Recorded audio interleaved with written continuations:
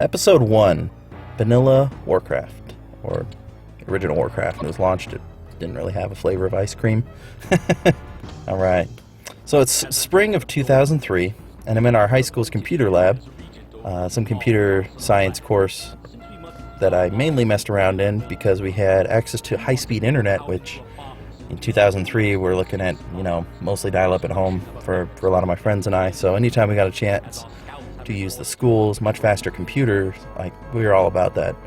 I remember downloading tons of patches and maps for Warcraft 2 and 3 and other games just all the time. Yes, I had a zip disk back then that I put them on. I did not have a CD burner quite yet. So, anyways, that sets the tone. So we're in class, and one of my friends is telling me about this new game. It's in beta, I think, at the time, and it was, about a year out, and he's like, hey man, it's World of Warcraft. You get to play as a race and fight against the other factions, and we didn't know a whole lot of details. Saw some really cool screenshots, but not a whole lot of detail. So, of course, me being a huge fan of the Dwarf faction and D&D and Warhammer and other video games, I was all about playing a dwarf, fighting elves, defending mountain kingdoms from orcish hordes, all sorts of really cool, fun action, and just really looking forward to that. By the time I graduated school, 4 months later, finally bought a PC with the money I got from graduation, could play these games. Up until then, we'd only had, I think the best I had personally was like Pentium 2 equivalent, like K6 2. Anyways, that's not as important. Couldn't play even Warcraft 3, except on my family computer. And that was, of course, a bit of a disappointment. I only had about an hour and a half between when I got home from school and when they got home from work, so I didn't have a whole lot of time to play. So definitely spent a lot of time avoiding homework to play Blizzard's titles and other games. So, get this new computer, totally have forgotten about World of Warcraft because I'm playing, Wolfenstein Enemy Territory, Dawn of War, a couple of the other new titles that come out, distracted by a lot of shooters and getting in with a group of friends playing that. World of Warcraft's about the furthest thing from my mind, honestly. Played a lot of Warcraft 3 at this time, but didn't even think about World of Warcraft. Didn't know a lot about the MMO scene.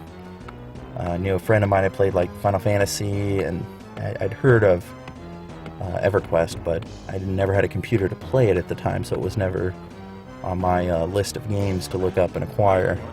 So we're going to fast forward to late November of 2004, right around the launch period for World of Warcraft, and oh man, I'm on GameSpot, which was my go-to source back then, and we're finding a banner for World of Warcraft. I think it had a dwarf like shooting at a dragon. As we know, that's probably not the best thing for a dwarf to be doing in World of Warcraft by himself, but anyways, I see it, and all the memories come back from my friends and I, conversations the year before. Really excited, so I run to the nearest location I can buy it physically. Yes, we bought games physically back then.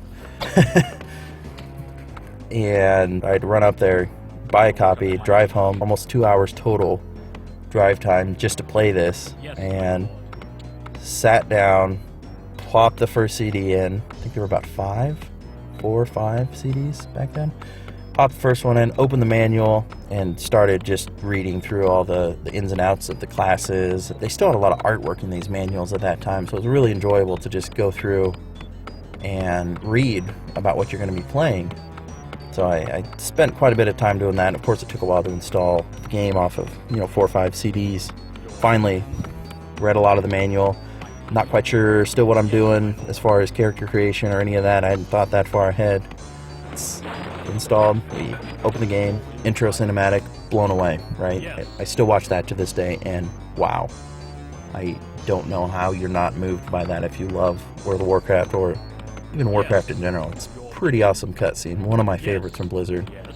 That does include a lot of the Warcraft 3 cutscenes, which I thought were amazing, and still do, but World of Warcraft, the original game, intro, awesome, in my book. Enter, gotta select the realm, Bronzebeard.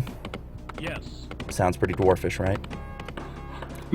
Yes. So, click on there, create a character. if you couldn't figure it out, I chose Dwarf and chose Warrior. Played that a lot in D&D and pretty much any other game that allowed you to pick Dwarf as a race. That was what I was picking, man, all the time. I think I picked that up. The first time I remember wanting to play as a dwarf in video games was after watching the original like Hobbit movie from the late 70s, early 80s, the animated one. I really loved that, but the elves creeped me out and the dwarfs were awesome. I love them. It's funny how you pick up on that stuff. And of course in Warcraft 2 there were dwarfs, and their accents and their mannerisms in the game just friggin' awesome. I loved them.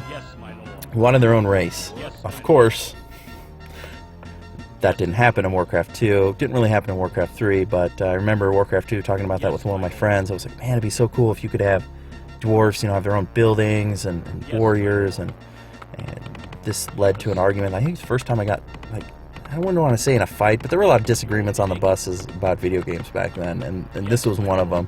I don't think we talked to each other until the bus ride home. So...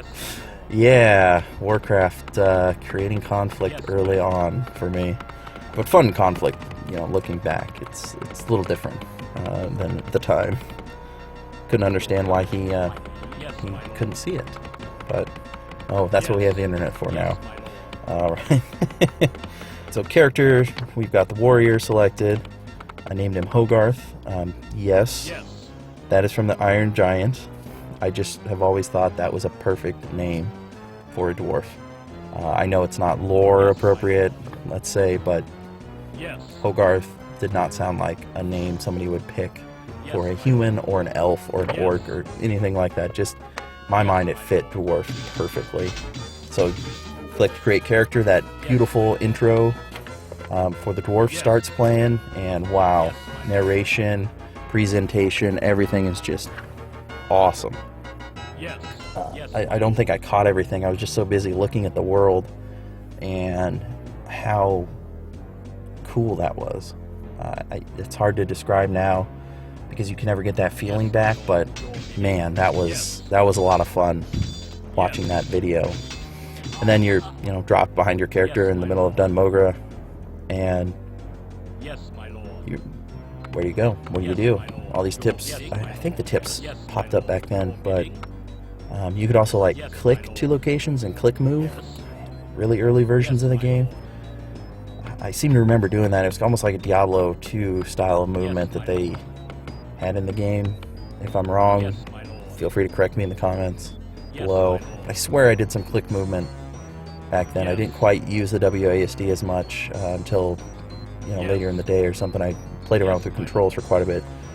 So much to do in the game. There's how many options do you have? That was one of the first games I'd played where you had kind of like this sandbox to play in. And yeah, I think that day I spent the rest of the day playing until I was drugged to dinner.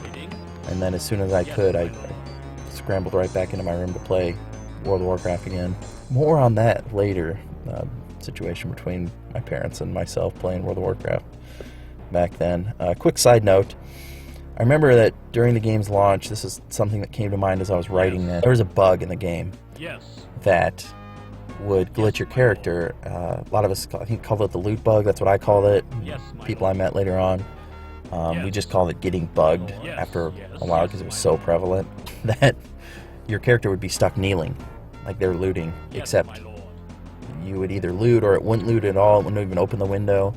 And you try and move, which normally would pop your character back up and move them around, but in this case they would be literally stuck bending over. And even when you're fighting, sometimes your character would pop up and do the animation for the swing, but then they'd go right back down to that looting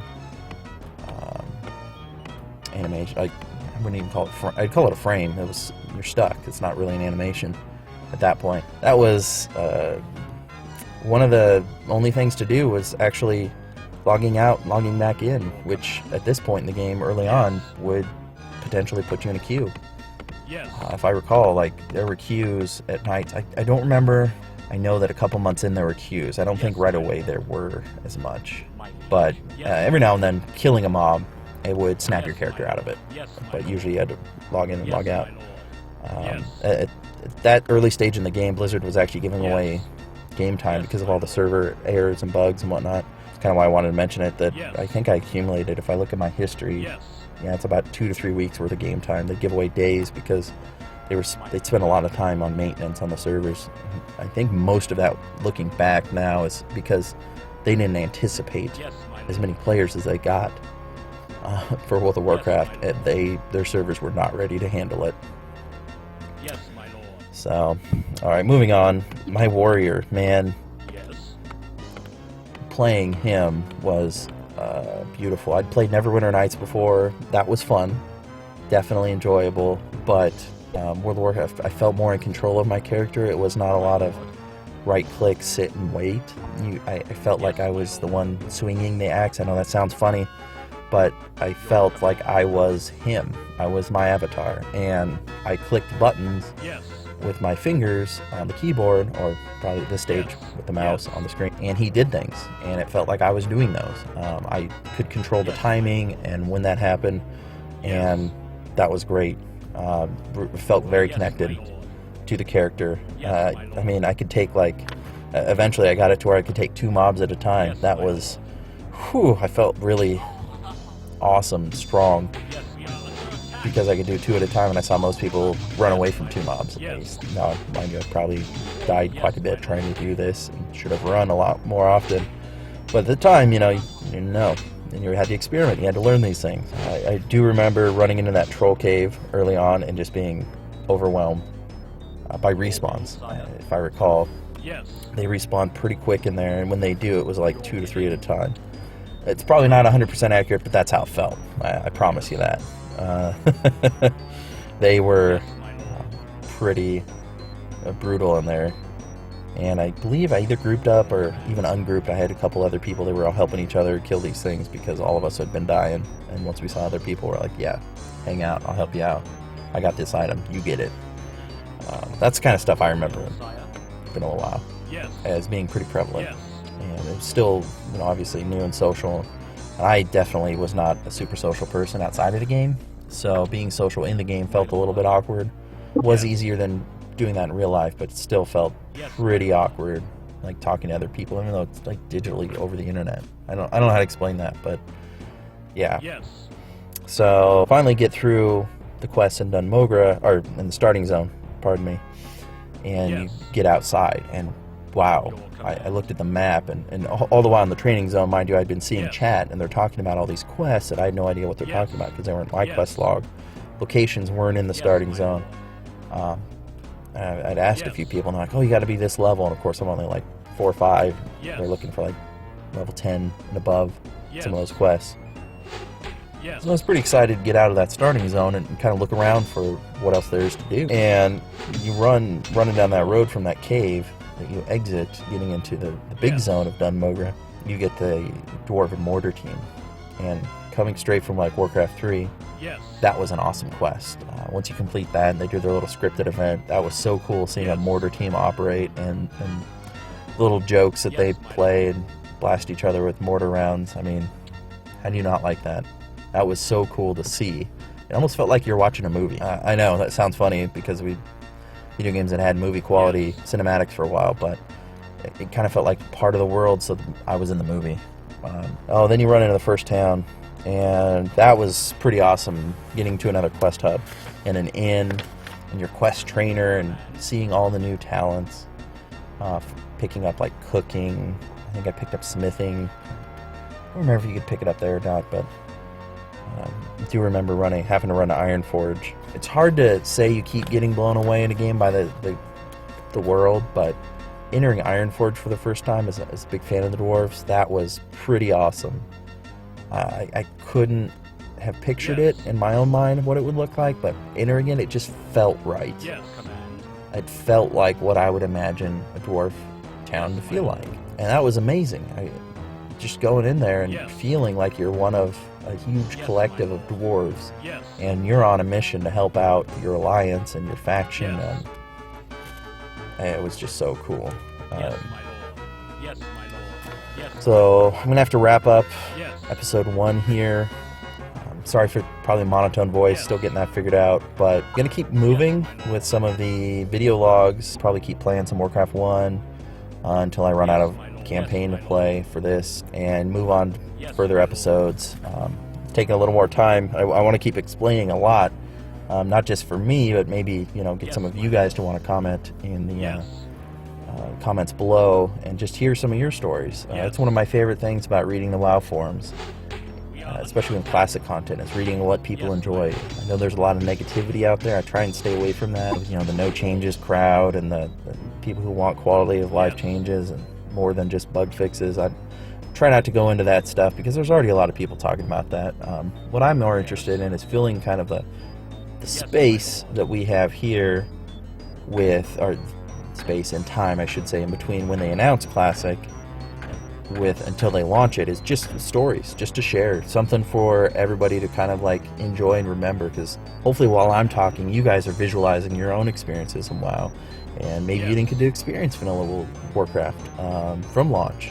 Maybe you got it later, and that's cool too. I have nothing against anybody who started at any time of the game, as long as you're respectful to other people, and yeah, just trying to stay positive, share some experiences, make this a fun and exciting time, get some of that nostalgia out before we go back into playing World of Warcraft Classic. I'm really looking forward to that myself. One of the things is, now having 2 kids, I want to show my kids vanilla World of Warcraft. I want them to see how much fun it can be.